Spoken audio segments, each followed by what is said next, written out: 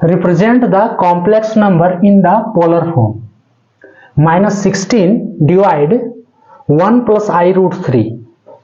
Hello dears, topic जो continue है complex number, class 11 का टॉपिक है अलजेब्रा से। इसको कंटिन्यू करेंगे तो सबसे पहले कॉम्प्लेक्स नंबर अगर ये है तो इसके लिए ये किस फॉर्म में होना चाहिए। अगर ये वैल्यू एक कॉम्प्लेक्स नंबर है तो उसके लिए z = x + iy, ये जो है इस फॉर्म में होना चाहिए वैल्यू x + iy के फॉर्म में, जहां पे x क्या है रियल वैल्यू और y जो है वो इमेजिनरी वैल्यू है। तो सबसे पहले हमको इस फॉर्म में लाने होगा, उसके बाद पोलर में कन्वर्ट कर सकते हैं। तो इसके लिए सबसे पहले इसको क्या करेंगे कि रैशनलाइज कर दो। रैशनलाइज यानी कि हर का परिमयकरण। हम z ये दिया है = इसको रैशनलाइज करेंगे तो -16 बटे 1 + i√3 यहां दिया है, हम ऊपर नीचे गुना कर देंगे 1 + 1 - i√3 से, 1 - i√3 डिवाइड 1 - i√3। क्लियर। अब देखो नीचे वाला जो है a + b का होल बन गया इंटू a - b का होल, ऊपर वाला वैसे ही रहेगा -16 इंटू 1 -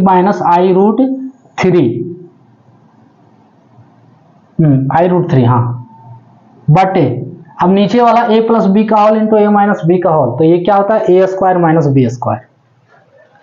करेंगे 1 का स्क्वायर माइनस i√3 का square.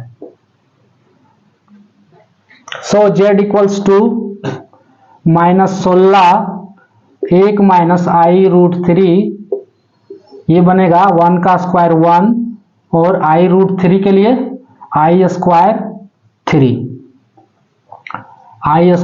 3 is equals to -16 minus plus 16 plus i into 16√3 बटे, अब i² का वैल्यू होता है क्या होता है -1।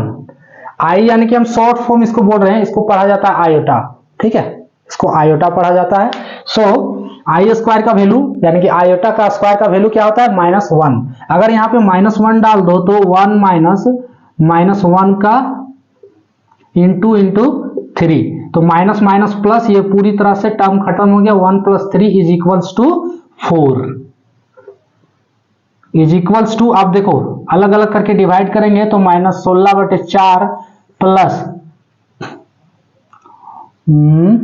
i16√3 बटे 4 कटेगा। सो फाइनली जो z का वैल्यू आया है -4 प्लस 4 चौके 16, तो i इंटू 4√3, ये आ गया z का value.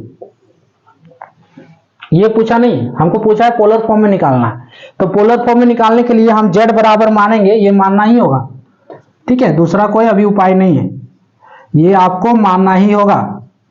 So z = r cos theta in plus i sin theta, ये मानेंगे, ये रूल है, बनाया गया है, अपने से नहीं मान रहे, ठीक है। z = r into cos theta plus i sin theta. अब इसके लिए यहां पे r और थीटा का वैल्यू चाहिए पोलर फॉर्म बनाने के लिए, ये तो पोलर फॉर्म का इक्वेशन माने। अब दोनों इक्वेशन को क्या है कंपेयर कर दो, एक स्टेप और लिख लेते हैं। z = यहां इसको गुना करेंगे तो r cos theta plus i r sin theta. जब दोनों को कंपेयर करेंगे, रियल वैल्यू को रियल से और इमेजिनरी को इमेजिनरी से, तो r cos theta is equals to -4 है और r sin theta is equals to 4√3। इसको इक्वेशन 1 नाम दे दो, 2 नाम दे दो, और दोनों इक्वेशन को स्क्वायर करके ऐड कर दो, दोनों इक्वेशन को स्क्वायर करके ऐड कर दो, स्क्वायर एंड ऐड। जब स्क्वायर करके ऐड करोगे LHS को LHS से, तो पहला होगा r² cos² theta plus r² sin² theta is equals to -4 का स्क्वायर प्लस 4√3 का स्क्वायर होगा। यहां से r² कॉमन निकाल सकते हैं, cos² theta plus sine square theta is equals to 4 का स्क्वायर माइनस 4 का स्क्वायर 16 और 4√3 का स्क्वायर 4 चौक 16 तिया 48। अब देखो cos square theta plus sine square theta बहुत ही बेसिक में पढ़े होंगे, इसका वैल्यू 1 होता है ना, इसका वैल्यू 1 होता है। तो यहां सिर्फ क्या बच गया, आर स्क्वायर बच गया, आर स्क्वायर बचा और इधर 16 प्लस 48 64। सो आर स्क्वायर का वैल्यू 64, तो आर का वैल्यू 8, आर का वैल्यू कितना आ गया 8 आ गया, है ना।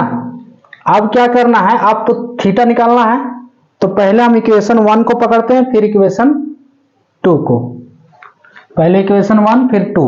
तो इक्वेशन 1 से r का वैल्यू जब 8 डालेंगे तो 8 cos थीटा बराबर -4, 8 cos थीटा बराबर -4। सो cos थीटा का value cos theta is equals to, इसलिए cos theta is equals to -4/8, तो कटेगा तो फाइनली लिख देते हैं -1/2 cos थीटा आ गया। उसी तरह साइन थीटा निकाल लेंगे, तो 8 साइन थीटा कितना है 4√3, कटेगा ये 2 बार में, साइन थीटा का वैल्यू √3/2। अब टेन थीटा निकालेंगे, देखते जाओ। अब tan theta is equals to sine by cos, है ना, साइन क्या है √3/2 और कॉस -1/2। साइन, ठीक है, देखो साइन √3/2 अभी डिवाइड कर रहे हैं तो 2 ऊपर नीचे से हो जाएगा, सो -2/1 कट गया। सो टेन थीटा का जो फाइनली वैल्यू आया है -√3, टेन थीटा का जो फाइनली वैल्यू आया -√3, ठीक है। अब थीटा निकालने के लिए पहले हमको अल्फा निकालना होगा। अल्फा का क्या रिलेशन है थीटा से, tan alpha is equals to होता है, tan alpha is equals to mod tan theta, mod tan theta यानी कि मॉड -√3। तो इसका फाइनली जो टेन अल्फा का वैल्यू कितना आया √3 आया है। अब टेन कितना डिग्री का वैल्यू होता है √3, 60 डिग्री, π/3, है ना। So ten alpha equals to 10 π/3, so alpha का वैल्यू कितना आ गया π/3।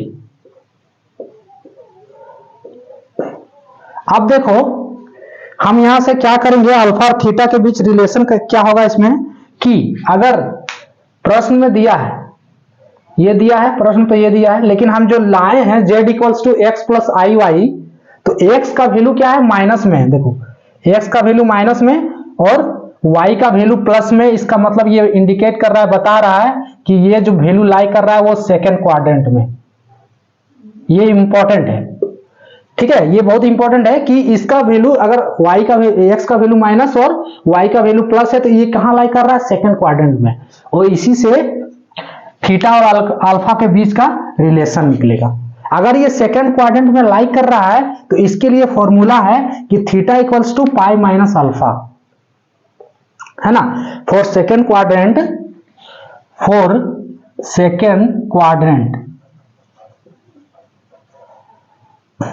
थीटा इक्वल्स टू होता है पाई माइनस अल्फा, ठीक है। यहां जो अल्फा निकाले थे, ये अल्फा कहां से कहां तक लाई करता है 0 से 90 डिग्री के बीच, ठीक है, लिख दे क्या, जो अल्फा हम निकाले हैं वो लाई करता है 0 से 90 डिग्री के बीच, तो उसी के बीच की वैल्यू आया π/3 आया, है ना। अब देखो theta equals to pi minus alpha, तो थीटा निकाल सकते हैं, अल्फा का वैल्यू मिला हुआ है, सो थीटा इक्वल्स टू क्या हो गया पाई माइनस अल्फा यानी pi minus π/3 is equals to 3 pi minus π/3 is equals to 2 π/3, है ना। थीटा का वैल्यू यहां एक बार लिख दे रहे हैं, थीटा इक्वल्स टू 2 π/3 इसका फाइनल वैल्यू आया। अब थीटा मिल गया, आर मिला हुआ है पहले से 8, सो पोलर फॉर्म का equation hence polar form is polar form क्या बनेगा, z equals to, polar form क्या बनेगा, z इक्वल्स टू r के जगह पे 8 cos थीटा, 8 cos थीटा के जगह पे 2 pi by 3 plus i sine 2 pi by 3, i sine 2 pi by 3, ये बन गया पोलर फॉर्म जो प्रश्न में पूछा था। ये हो गया आंसर, जो फाइनल आंसर इसका। इसमें सबसे पहले जो ये वैल्यू दिया हुआ है इसको हम क्या करेंगे, z equals to x plus i y के फॉर्म में ला लेंगे। अगर ये कॉम्प्लेक्स नंबर है तो उसके लिए हम इसको रैशनलाइज किए, यहां बना a square minus b square, ठीक है, ए प्लस बी का whole into a minus b का होल, और ये वैल्यू क्या निकला, z equals to -4 plus i into 4√3। कैसे निकालें आप चाहो तो रिवाइंड करके देख सकते हो, ठीक है। उसके बाद हम z इक्वल्स टू माने पोलर फॉर्म के लिए r into cos theta plus i sine theta, दोनों इक्वेशन को कंपेयर किए, r cos theta is equal to -4, r sin theta equal to 4√3, दोनों इक्वेशन को स्क्वायर करके ऐड कर दिए, तो यहां से r का वैल्यू कितना निकला, 8 निकला, 8 निकला। अब उसके बाद 8 का वैल्यू रखें तो cos थीटा का वैल्यू -1/2 और sin थीटा का वैल्यू √3/2। इससे इसके बाद हम sin थीटा और cos थीटा से tan थीटा निकालने, कितना आया, -√3। अब थीटा निकालने के लिए हमको tan alpha is equals to होता है मॉड tan थीटा, ये एक रूल है, tan alpha is equals to mod tan theta is equals to mod -√3, mod हटेगा, tan अल्फा का वैल्यू आएगा √3, सो अल्फा निकाल लिए π/3। अब अगर देखो x का वैल्यू क्या है माइनस में और y का वैल्यू प्लस में है, तो ये लाई कर रहा है वैल्यू सेकंड क्वाड्रेंट में, और सेकंड क्वाड्रेंट के लिए अल्फा और थीटा का रिलेशन क्या है, theta equals to pi minus alpha, ये रिलेशन लगा के यहां से थीटा का वैल्यू निकालिए 2π/3, r मिल गया, थीटा मिल गया, सो पोलर फॉर्म का इक्वेशन आपका क्लियर हो गया, ठीक है। तो ये था टॉपिक।